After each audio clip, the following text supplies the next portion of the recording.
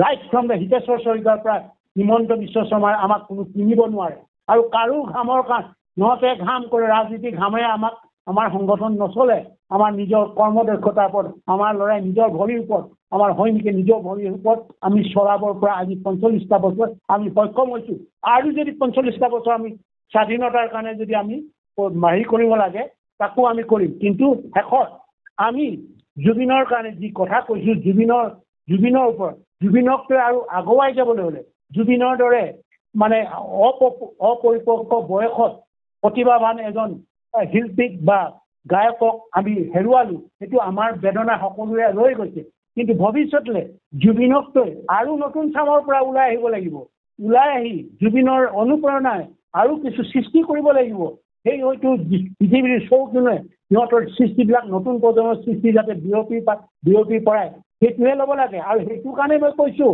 মই যে নিচা জাতীয় বস্তু খাব নালাগে মদ ভাং পানী গ্ৰাগিয়াল বস্তু এইবিলাক খাব নালাগে উশৃংখল হ'ব নালাগে উশৃংখল নহয় যদি শৃংখলাবদ্ধভাৱে আগুৱাই যায় আমাৰ যুৱ প্ৰজন্মে বহু দূৰ আগুৱাই যাব অসমৰ মানে এই যিটো সংস্কৃতি পথাৰখন আৰু বহু দূৰ আগুৱাই লৈ যাব ইয়াতে হাজাৰ হাজাৰ ভূপেন দা জড়িত জন্ম হ'ব হাজাৰ হাজাৰ জুবিন মানে জন্ম হ'ব এইটো টাৰ্গেট হ'ব লাগে এইটো নহয় যে মদৰ কথা ক'লেই জাঙু খাই কথাটো ভাল কথা নহয় হেল্ল' গাইজ মই আজি আপোনালোকৰ ওচৰত আকৌ নতুনকৈ ভিডিঅ' এটা লৈ আহিছোঁ আপোনালোকে ভিডিঅ'টো চাই গমেই পাইছে চাগে টাইটেল চাই তো মই আজি আপোনালোকক ভিডিঅ'টো বিশেষ দেখাবলৈ আৰম্ভ হোৱাৰ কাহিনীটো হৈছে আজি আমাৰ এনাদক্ষক পৰেশ বৰুৱাই আজি যি বক্তব্য ৰাখিছে আপোনালোকক মই দেখুৱাবলৈ চেষ্টা কৰিম আজি আমাৰ নৱপ্ৰস্কিপ নকৰাকৈ শেষলৈ চাব আৰু মোৰ টেঙানী ব্লগ চেনেলটোত আপোনালোকে যদি নতুনকৈ আহিছে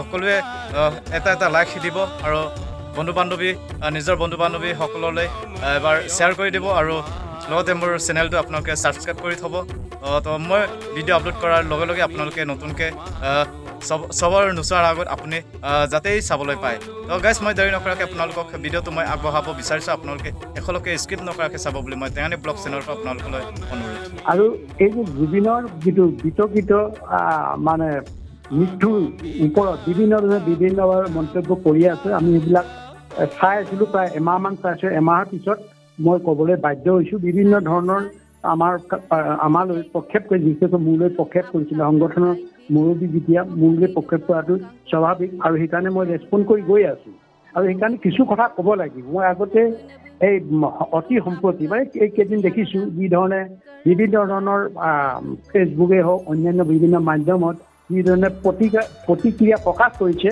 মই দিয়া বক্তব্যবিলাকৰ ওপৰত কিন্তু এইকাৰণে মই ক'বলৈ বিচাৰোঁ প্ৰথম নতুন প্ৰজন্মক কওঁ নতুন প্ৰজন্মক মই দুটামান কথা কৈ লওঁ ক'লেহে বুজিব মই কোনো শিল্পী বা গায়কৰ বিৰুদ্ধত নহয় মই কোনো শিল্পীৰ যেতিয়া দুৰ্দশা অৱস্থা হয় যেতিয়া শিল্পী পতিত হোৱা অৱস্থা দেখোঁ মই তাক সাহসেৰে মাত মাতোঁ হয়তো অসমৰ আমাৰ যিসকল উঠি অহা চামে সেইখিনি বুজিছে নাই নাজানো আমাৰ যিসকল সমাজত বয়োজ্যেষ্ঠ আছে বুদ্ধিজীৱী আছে শিক্ষিত চাম আছে বা অন্যান্য বিভিন্ন পেছাজীৱীৰ লগত জড়িত আছে তেখেতসকলে কিমান কি ধৰণে মাতিছে আৰু মই কি ধৰণে মাতিছিলোঁ আমাৰ নতুন প্ৰজন্মই কিন্তু জনা প্ৰয়োজন আছে সেইকাৰণে মই কৈছোঁ আপোনাৰ মেইন প্ৰশ্নলৈ যোৱাৰ আগতে মই এইখিনি কথা কৈ ল'ব লাগিব কিহৰ কাৰণে আমাৰ নতুন প্ৰজন্মই জনা অতিকৈ প্ৰয়োজন আছে মই কৈছোঁ যে শিল্পীৰ বিৰোধী নহয় গায়কসকলৰ বিৰোধী নহয় আমাৰ সংস্কৃতি পথাৰখনৰ বিৰুদ্ধে নহয় সংস্কৃতিৰ পথাৰখনৰ মই কিন্তু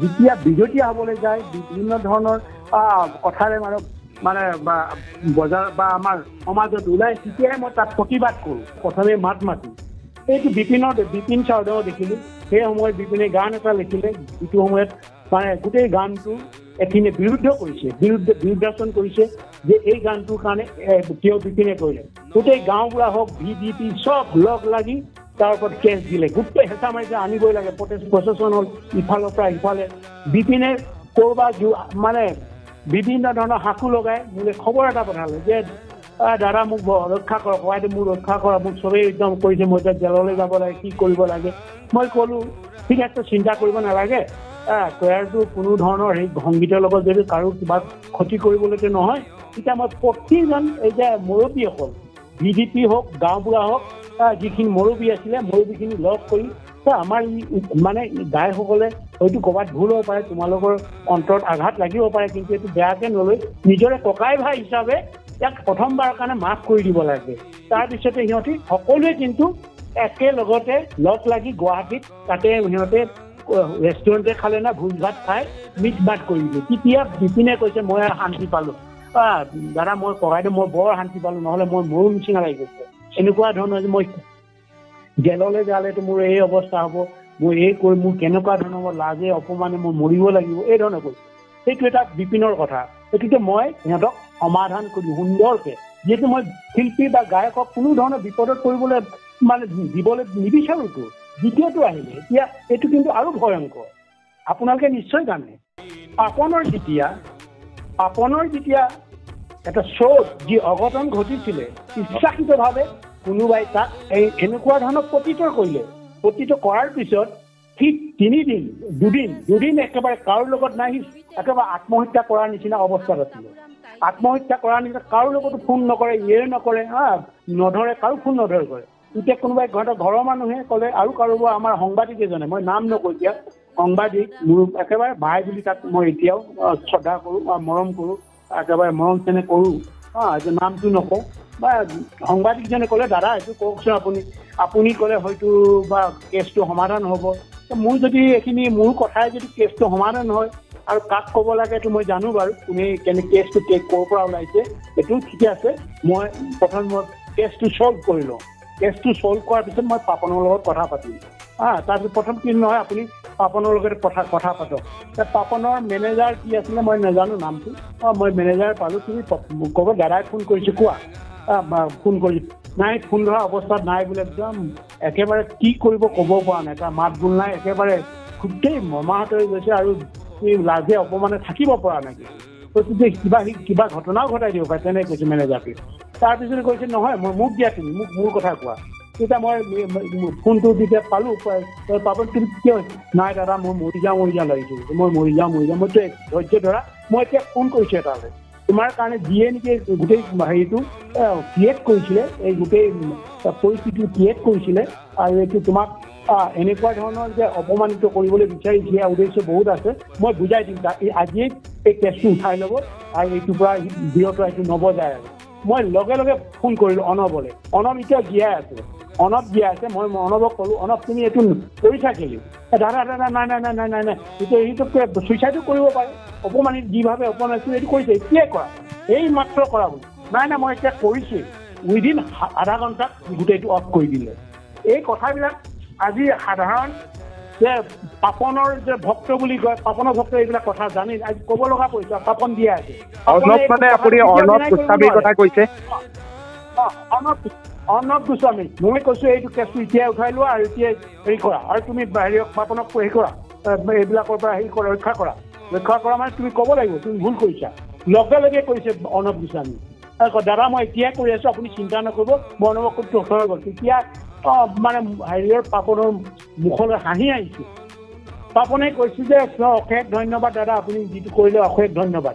আৰু সেই সময়ত পাপনৰ গোটেই অসমত তোলপাৰ লাগিছে, পাপনৰ বিৰুদ্ধত ৰিল বনাইছে, পাপনৰ বিৰুদ্ধত বিভিন্ন ধৰণৰ একদম মানে টেলিভিশ্যন চেনেলবিলাকে বজাই আছে। তাতে কোনোবাই আহিছিলে নেকি, কোনোবা এজন শিল্পীয়ে কৈছিলে নে এই হেৰিয়ত অনৱক কৈছিলে নে I was the first man. Right. I was the first man who talked Arnab Goswami about that matter. এই কথাটো অসমৰ নতুন প্ৰজন্মই জানিবলৈ আছে। জুবিনৰ যেনেকৈ নতুন প্ৰজন্মই জানিবলৈ আছে, জুবিনৰ লগত আমাৰ কেনেকুৱা সম্বন্ধ আছিলে, কেনেকৈ আমি তাক ভাললৈ আনিব বিচাৰিছিলোঁ, আমাকতো আৰু কোনোবাই যদি কৈছিলে আমাক চেলেঞ্জ কৰ, আমিও এইটো কৈছোঁ নতুন প্ৰজন্ম। আজি নতুন প্ৰজন্মই বিভিন্ন ধৰণৰ প্ৰশ্ন কৰিছে, প্ৰশ্ন সুধিছে, এইকাৰণে পাপনৰ কথাটো মই ক'বলৈ বাধ্য হ'লোঁ। মানে আমাৰ মানে কি কয় বিপিনৰ কথাটো ক'বলৈ বাধ্য হ'লোঁ, ভূপেন্দাৰ কথাটো ক'বলৈ বাধ্য হ'লোঁ। মই প্ৰথম সংগঠনৰ হৈ সংযুক্ত মুক্তি বাহিনী অসমৰ হৈ অসম স্বাধীন হৈ মই প্ৰথম কৈছোঁ, আৰু এই কথাটো চিৰ সত্য। আজি দুটা মানুহ জীয়াই আছে, বিপিন জীয়াই আছে, তাৰপিছতে আৰু অন্যান্য ভূপেন্দাৰ কথাটো যিসকলে এতিয়াও আঁঠিৰ ওচৰত ভৰি দিছে তেখেতসকলো জীয়াই আছে। মই যদি তেখেতসকলক কোৱা নাই, মই কৈছোঁ পেপাৰত চাওক। তাৰপিছত বিপিনৰ কথাটো নিজে সোধক, মই যদি সিহঁতৰ সমস্যাটো সমাধান কৰিছোঁ নাই। পাপনৰ কথা পাপনক সোধক, যদি পাপনে মিছা কথা ক'ব পাৰে তেতিয়া পাপন শিল্পীয়ে নহয়, গায়কে নহয়। যদি অৰ্ণৱে কয়, প্ৰকৃত যদি সাংবাদিক হয়, অৰ্ণৱে কেতিয়াও না বুলি ক'ব নোৱাৰে। মই প্ৰথমত অৰ্ণৱক এপ্ৰ'চ কৰিছোঁ আৰু লগতে কৈছোঁ কৰিবই লাগিব, জোৰ দিছোঁ কৰিবই লাগিব। তুমি ইমিডিয়েট উইদিন 2 আৱাৰ্ছত গোটেই প্ৰব্লেমটো ছল্ভ হৈছে। নহ'লে হয়তো পাপনেও ছুইচাইড কৰিলে।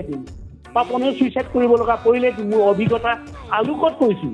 সি কেনেকুৱা আঘাত পায়, কিয় আঘাতত সি মানে এনেকুৱা এটা অৱস্থাত সি এনেকুৱা অৱস্থালৈ গৈছিলে। এইটো পাপন জীয়াই আছে। পাপন জীয়াই আছে। আমাৰ শিল্পীসকলে, আমাৰ জনগণে, নতুন প্ৰজন্মই জনাটো প্ৰয়োজন আছে বুলি ভাবোঁ। পৰেশ অসমৰ অকল মানে ভুল বুলি ক'লে বৰষুণৰ কথাটো ভুল বুলি নহয়, অভিজ্ঞতা আলোকত কৈছোঁ। এই অভিজ্ঞতা তেখেতসকলৰ আছেনে নাই? যুৱ প্ৰজন্ম আছেনে নাই? কোনোবা শিল্পীক মৃত্যু মুখৰ পৰা বচাব পৰা বা এনেকুৱা ধৰণৰ এটা মানে একেবাৰে জীৱনৰ মানে থকা নথকা মানে সংসাৰত থকা নথকাৰ অৱস্থা আছিলে সিহঁতৰ পাপনৰ। বিপিনৰ একে অৱস্থা আছিলে। তেনেকৈ সিহঁতক মই উদ্ধাৰ কৰি আনিছোঁ। দুইজনে শিল্পী মানে জীয়াই আছে, গায়ক দুইজন গায়ক জীয়াই আছে আৰু সৰহৰীয়া আজিও গান কৰি আছে। সেইবিলাকক সোধক, সিহঁতক সোধক। আৰু যিসকলে মোক সমালোচনা কৰিছে, সিহঁতে অসমৰ কাৰণে কি কৰিছে, কি কৰিছিলে, কি নাই কৰা, এইটো অসমৰ মানুহে সোধক। জুবিনৰ যিটোৱে একেবাৰে মাজুলীৰ যিজন মানে হেৰি আমাৰ সত্ৰাধিকাৰে তই অসীম বেমাৰত মৰিবি, ইমান ডাঙৰ এটা অভিশাপ দিছিলে। জুবিনৰ পক্ষত কোন থিয় হৈছিলে? অকল মই থিয় হৈছিলোঁ সংযুক্ত মুক্তি বাহিনী অসমৰ হৈ। এই নতুন প্ৰজন্মই সি জনা প্ৰয়োজন আছে। নতুন প্ৰজন্মই জনা প্ৰয়োজন আছে। এইকাৰণে কৈছোঁ, জুবিনৰ মৃত্যুত আমিও মৃত্যুটো কামনা কৰা নাই। আমাৰো সুখ লাগিছে, আমাৰো দুখ লাগিছিলে। আমি সেইকাৰণে প্ৰথমেই আমি দিছোঁ ষ্টেটমেণ্ট আমাৰ। এই কথাবিলাক আজি যিসকলে কৈছে, যিসকলে ট্ৰল কৰিবলৈ বিচাৰিছে, সেইসকলে আপোনাৰ যিবিলাক মই আৰম্ভণিতে আপোনাৰ প্ৰশ্নটো যোৱাৰ আগতে যিখিনি কথা কৈছোঁ, সেইকাৰণে জনা প্ৰয়োজন আছে। সেইকাৰণেই কৈছোঁ জুবিনক ময়ে প্ৰথম কৈছোঁ। আজি জুবিনৰ লগত মই কথা নপতা নহয়, বহু দিনৰ পৰা কথা পাতি আহিছোঁ। প্ৰায় 90 দশকৰ পৰা মই কথা পাতি আহিছোঁ। তেখেতৰ দেউতাকৰ লগত মই কথা পাতিছিলোঁ। জুবিন আপুনি অলপ বুজাব। জুবিনৰ দেউতাই ক'লে মই নোৱাৰোঁ। তেতিয়াহ'লে মই এটা কথাতে আপুনি নোৱাৰোঁ বুলি মই কথা নাপাতো আৰু নোৱাৰোঁ বুলি ক'লে। সেইটো কাৰণে কৈছোঁ। তাৰপিছতো এই যিটো মাজুলী ঘটনা, তাৰ আগতো কথা পাতিছোঁ। জুবিনেতো স্বীকাৰ কৰি গৈছে, মই দাদাৰ লগত কলেজদাৰৰ কথা পাতিয়ে থাকোঁ। মই কথা পাতি থাকোঁ, আপুনি ফোন নকৰে কিয়? ফোন নকৰিলে মই এইবিলাক কৰোঁ। মই ফোন নকৰিলে এইবিলাক কৰোঁ। ফোন নকৰিলে তুমি ভাল হ'ব লাগিব। জাতিৰ কাৰণে ভাল হ'ব, তোমাৰ কাৰণে ভাল হ'ব লাগিব। তুমি মদ খাই যদি মাতাল হোৱা, তুমি বেছি দিন নাথাকা। মই সেই টিভিটো কৈছোঁ, গৰিমাকো কৈছোঁ, তুমি নিজেই ইয়াত থাকিব লাগিব। তুমি নিজেই ইয়াক সুৰক্ষা দিব লাগিব। তোমাৰতো আৰু অন্য কোনো সুৰক্ষা দিব নোৱাৰে, ইয়াক কোনো চম্ভালিব নোৱাৰে। মই নিজেই কৈছোঁ।